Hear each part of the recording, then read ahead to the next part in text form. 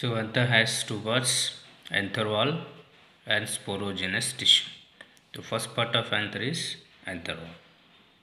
It is outermost region of an anther, and it is further divided into four layers: epidermis, endothelium, middle layers, and tapetum.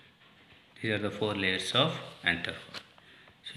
So there are different diagrams of bilobed or dithecous anther. This is the transverse section of anther. The transverse section of anther has two lobes. This is one lobe and this is another lobe. So anther has two lobes. So each lobe has two microsporangia. So this is one microsporangia or pollen sac, and there are four microsporangia or pollen sac. So bilobed anther is also called tetrasporangiate. So each anther has, the transverse section of anther has two layers, anther wall and sporogenous tissue. So anther wall further divided into four layers: epidermis, endothelium, middle layers and tapetum. और इस portion को जो थोड़ा और magnify करके देखने से ऐसे दिखता है.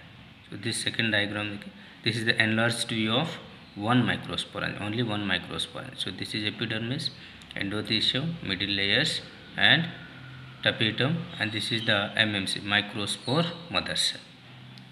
And this is the dehisced anther or burst.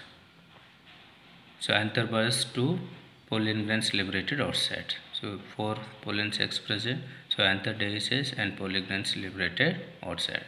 So this is the diagram of bilobed or dithecous anther. So anther wall, that is the first part of anther. Anther wall has again four layers: epidermis, endothelium, middle layers and tapetum.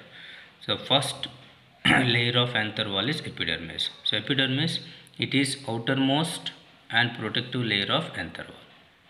In Archaeothobium, epidermis has fibrous thickenings. So due to presence of fibrous thickenings in Archaeothobium, epidermis is also called exothecium.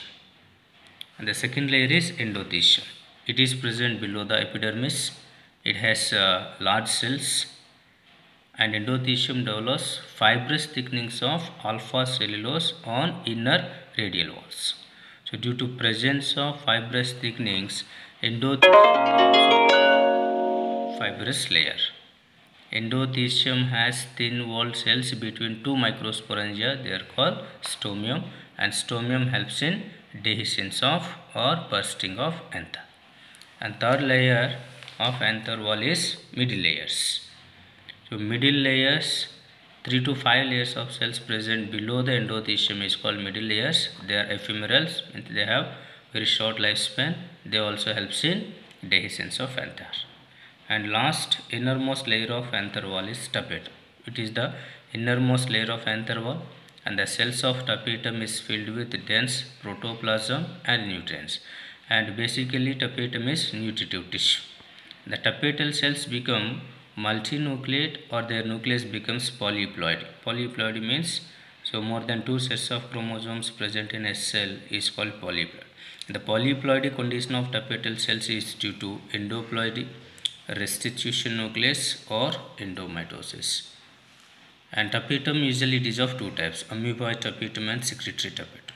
Amoeboid tapetum, the cells of amoeboid tapetum fuse to form a plasmodium or periplasmodium because it passes in between the sporogenous cells to nourish them. And second one is secretory tapetum. The cells of secretory tapetum pass out substances over the sporogenous cells for their